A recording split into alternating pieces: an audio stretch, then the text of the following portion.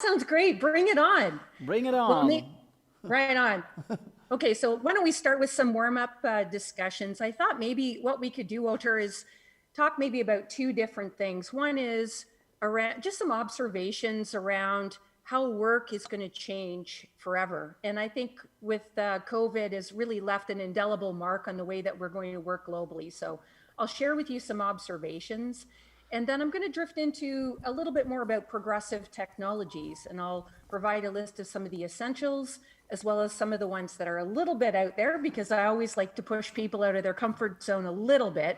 But a lot of what I share will be very practical for your audience today. So thank you again for asking me to join. My name is Lorri Rowlandson. I'm the Senior Vice President of Strategy and Innovation for a company called BGIS. We are a small boutique global facilities management organization, just under 9,000 employees. We are technically led versus brokerage led, so a fairly different offering. My role in the company is the sponsor of innovation and strategy, and duties as otherwise assigned. But I'm usually involved with big transformations and helping clients go from good to great. And I also contribute a lot to our industry. I really love our industry and the people in it, and I'm a super nerd, and I'm always reading and sharing. We're probably connected on LinkedIn if you're watching this, and love to share information freely and openly for the betterment of our industry. And I just don't think that there's ever been a more exciting time to be in our profession. Okay, so let's talk a little bit about what's happened over the last 15 months and how it's really slingshotted us forward.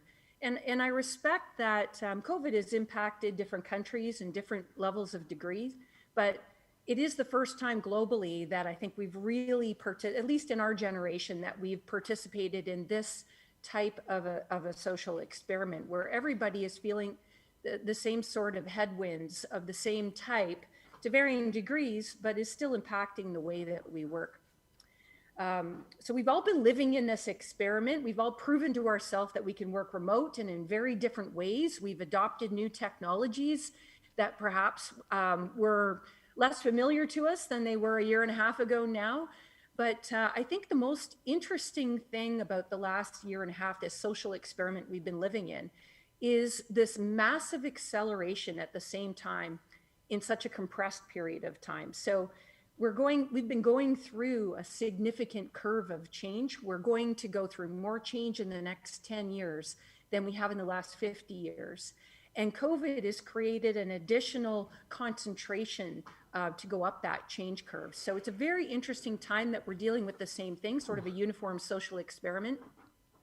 So here's the common things that we've seen on how COVID and the kind of conditions we've been living in has really accelerated certain concepts and or will leave an indelible mark on the way that we will work forever.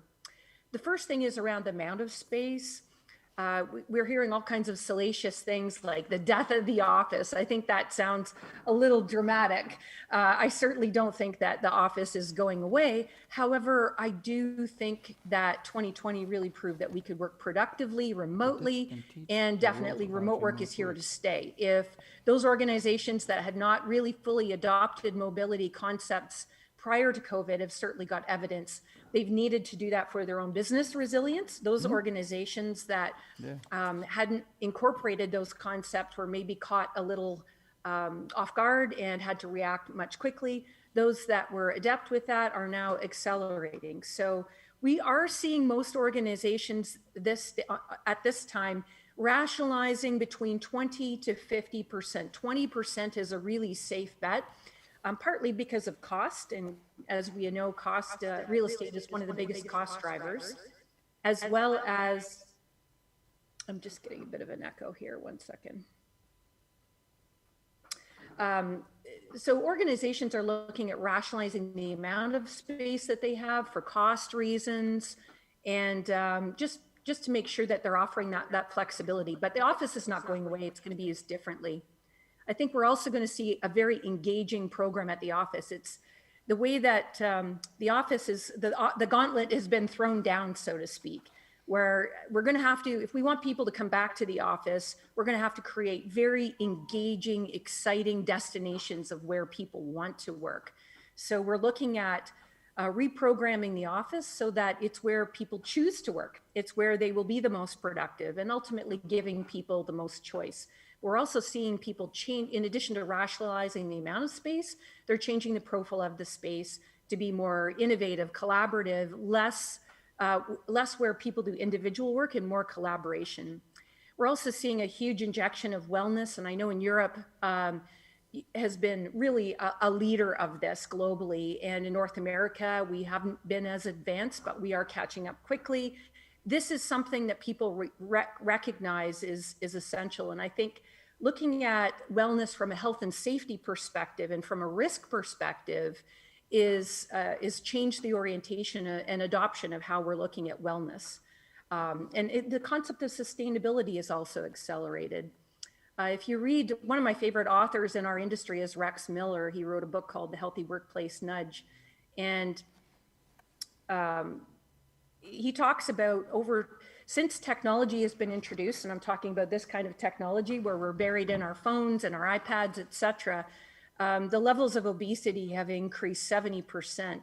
And of course, there's a joke going around that the 19 in COVID-19 stands for how many pounds people have gained in the last year. So definitely a recognition to be able to protect people's wellness, making sure we're avoiding sick days, and just expressing our commitment that we care about our employees by investing in wellness features at the office. The fourth trend we're seeing is a lot more data-driven approach, reliance more on data than ever before, especially utilization data to be able to rationalize space, make fact-based decisions on the supply and demand and actual supply and demand versus what's planned, just to validate and be able to support and iterate and evolve the changing needs of the occupants. Because if we're reprogramming the space to be one of more innovation and collaboration, then it's almost like an event center. We're going to have to reprogram the space and flex and evolve it. And if you use a data-driven approach so that you're leveraging passive data, you'll take advantage of that. I think the other thing that COVID has done is it's really made us realize that we have better access to talent globally. So the globalization of talent, I think, is really accelerated because it doesn't matter if you're living half an hour from work, an hour and a half from work, or in an hour and a half different time zone anywhere in the world. So I think that's also accelerated, and we're already starting to look at labor arbitrage in other countries to address some of the talent gaps that exist in our profession and accessibility of labor in other geographies, because we're used to working remote in a much better way. It's also going to require HR to really step up and look at how we manage our culture and support our employee needs in a hybrid environment. We defaulted to serving employees in the office environment. Now we've realized work is what you do, it's not where you are. And, I think that we're going to have to really step up and make sure from an HR perspective, we're not creating the haves and the have-nots. We're serving employees' unique needs. And this is springing up in a very short and compressed amount of time. So I do see organizations really racing to make sure that they're supporting employees and avoiding attrition. I'm also seeing a lot of employees, a lot of turnover. People are thirsty for a change. Sometimes they're changing companies. They need that engagement. They need to feel connected. They need to really feel like they're part of a bigger organization. So communication can't be understated. And then the last thing I'll say just before I open it up to questions is surveys. Please don't miss the opportunity to survey your employees and understand what they need. If you're following my most recent LinkedIn poll, you'll see a fairly controversial survey I have out this week that really talks about how many days a week most people want to come to the office. There's over 1,100 responses, and you can see consistently there's 7 to 8% of people that want to be back full-time, and the rest of the population wants to be back some portion of the time. And I'm noticing a disparity between the C-suite and the executives and what employees want. Executives generally are asking for people to be back in the office regularly, back to normal. But employees are insisting on continued flexibility. So one thing, if in the technology side, if you would consider surveying your employee, really understanding, giving them the voice to understand what their needs are, trusting them that they will ask for productive choices that make them successful. and really give them a voice to understand. Don't carry forward with a paradigm or perception, really listen to their feedback and respond to that. So I have a few more things, but I thought I'd maybe just stop talking for a minute and see if there's any questions that have come up, and if I can address any thoughts that you might have. Yeah, well, amazing. Thank you, Lorri. I brought Elizabeth Nelson also with me. She's one of our co-founders at Smart Building Certification, and well, I think you have some amazing questions also for... Yeah, and thank you for the book. Very interesting read. I have a few questions. I don't even know where to start. Well, one of the things that you talk about in the book is what the Dutch can teach us about flex work. And being in Amsterdam, we were curious, what can the Dutch teach us about flex work? Yeah, what can we learn from all over the world, actually, what is happening? Yeah. Better question, better question. You mean flex work, meaning mobility strategies? I don't know. No, also the office density and becoming, it goes down as remote strategies become widely accepted. Yeah, and I said, Walter, I think that we have, in North America, I think that generally we've been a little bit slower than Europe and in Asia in adopting mobility practices. So I think that some of the policies that you have to be able to support some of the tools that have been available have been progressive, and just all at once we're catching up to be able to adopt that. So some of the things like your sharing ratios have been a little ahead of where we are, but we're catching up just out of necessity. Yeah. You were talking about surveys, and I'm really curious to kind of hear, yeah, so one of the things that I'm very curious about is this whole concept of the 40-hour work week.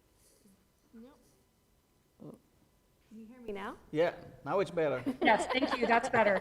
Thank you. You're being so polite, thank you. So I'm really curious about the 40-hour work week. And one of the things you were talking about was surveys and getting that feedback of how this work is going. I read another survey a while ago, and it was actually talking about the loss of time, how much time is actually needed to get your work done, and then how much time is spent for those inefficient processes or systems or that kind of thing. Do you believe in the 40-hour work week? I believe in managing by outcomes. And if I can sort of sense where you're going, we are starting to get a huge amount of dust kicked up about productivity and measuring productivity. And I get questions about, I'll call it spyware for lack of a better term, that monitors how long you're logged on for and how many emails. I'm not, you can work for 40 hours. That isn't a measure of productivity. And I think we need to get a lot better at training our middle management, especially at managing by outcomes. So what outcome do you want to achieve? Activity is not productivity. Busy work does not achieve outcomes. So I think that part of what we're feeling right now with the productivity question is a reflection of the broken system around annual performance reviews. So historically, we would set up an employee's annual objectives, and at the end of the year, you'd evaluate them and give them a rating. I think that is like the way of the dinosaur now. We need a much, much more agile way of giving our employees guidance and monitoring and providing them coaching and feedback based on outcomes. So we actually look at weekly bursts of outcomes. We still do the annual performance review, but we manage it in between with outcome-based management activities, which I think is a much more productive way at looking at outputs, not measured hours or hours on the clock. More data. So COVID has had a huge impact on the future of work and where we work. How do you see the future when the pandemic is nearly over? While we're trying to get back to a little bit of normal. How do you see the new normal? Well, I see at least 80% of employees, and I'm speaking from most of my experience is North America, even though my role is global. But in North America, I would say that 80% of the employees want to work remote 2 to 3 days a week, meaning that they would only be in the office, let's say 2 days a week, 80% of the employees. Wow. That's what their expectation. And it doesn't matter what industry, it doesn't matter, quite frankly, Canada, US, the results are very, very consistent, Walter. And I looked at them a year ago and the numbers still haven't changed. In fact, that is the nature of my most recent LinkedIn survey. We're also seeing some collateral impacts, like with cities that are very expensive, we're seeing a lot of people move outside of the city to more affordable real estate because they are expecting to only have to commute 1 to 2, maybe 3 days a week, which is manageable if it's a longer distance. But if you had to do it every day, you couldn't do it. So it's actually having an impact on the residential real estate as well. Wow. Wow. Yeah. And what do you think is the biggest push for wanting to work at home? I think people just want, mobility is not work from home necessary. It's work from wherever you choose to be productive. And I think people just want the flexibility to work where they're productive. Like if I have to read a contract or write a contract or do something that's highly analytical, needs some quiet focus time, the last place I would go, even a year and a half ago, was the office, because it's an interruption factory, right? Yeah. It's hard to concentrate in any designed office environment. So my preferred way of working was, if I had to do that type of work, I would go to a coffee shop. And I love the buzz, I love the really good coffee, I love the public anonymity, but I'm a bit more on the extroverted side, let's say, allegedly. So other people might prefer to work in a different environment. They might prefer a phone booth at the office. But the whole idea is around personal choice and preference. We have people of different generations. We have introverts, we have extroverts, we have people that have happy days and sad days and different things in their life. People are not once and done. No, there's no cookie cutters. We're organic creatures. We have moods, we have preferences, we have things that happen in our life. The idea is to give employees the flexibility, trust them to choose to work where they're productive. Yeah, that's cool. And what's the ripple effect of that? And can we measure it? I mean, so I'm just thinking for myself, if it's a sunny day, then maybe I don't want to spend time going to the office. And are we going to see people, and then because it's a sunny day, I can maybe run a quick errand because I'm working from home and enjoy that. So can we do some predictive things like that, saying, these are days that people are less likely to go to the office. These days can stores put sales on because of this? What's going to happen?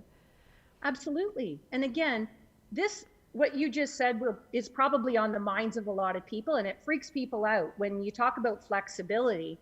But again, if we're doing a really good job at outcome management, like think about how many weekends we've worked our evenings.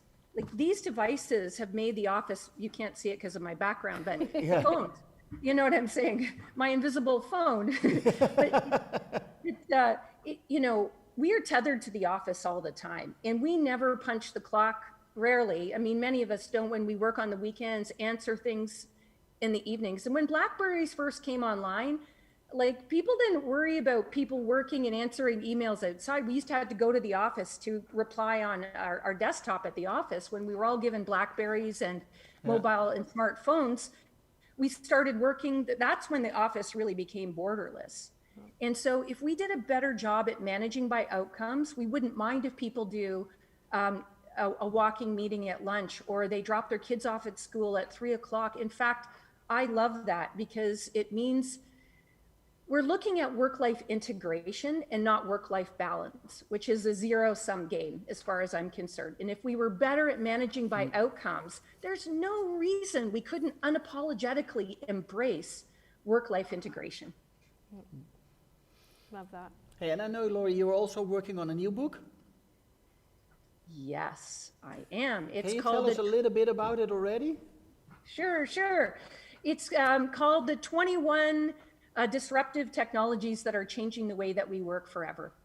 And so it takes a number of different technologies or trends that we're familiar with in various extent, everything from blockchain, artificial intelligence, the metaverse, artificial reality, all of the progressive crowdsourcing, a number of progressive topics. And it really talks about examples, real case studies, real examples of how it's actually changing the face of how we work in real estate, in particular, 3D printing, etc.